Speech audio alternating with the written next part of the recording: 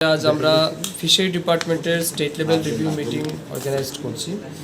এবং এই মিটিংয়ের মূল উদ্দেশ্য হচ্ছে 2023-24 অর্থ বছরে আমাদের রাজ্যে ফিশারি ডিপার্টমেন্টের উপর যে বাজেট আমরা রেখেছিলাম সেই বাজেটের কতটা আমরা অ্যাচিভ করতে পেরেছি, কি আমাদের সাকসেস স্টোরি রয়েছে, যেটা টার্গেট আমরা বিভিন্ন জেলায় গিয়ে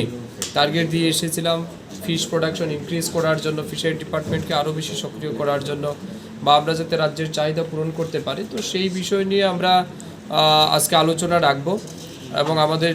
প্রত্যেকটা জেলার ডেপুটি ডাইরেক্টররা রয়েছেন, আমাদের ডাইরেক্টরেট যারা হাই অথরিটি রয়েছেন তারা আছেন এবং আমরা সবাই মিলে এই বিষয় নিয়ে আমরা আজকে আলোচনা করব। আলোচনার মূল উদ্দেশ্য হচ্ছে কি আমরা অ্যাচিভ করেছি, কি আমাদের সাকসেস স্টোরি রয়েছে, কোথাও আমাদের ফেলিওর রয়েছে কিনা না। তো এই সমস্ত বিষয় নিয়ে আলোচনা করে এই বছর যেটা চলতি বছর আমাদের 24-25, যদিও আমরা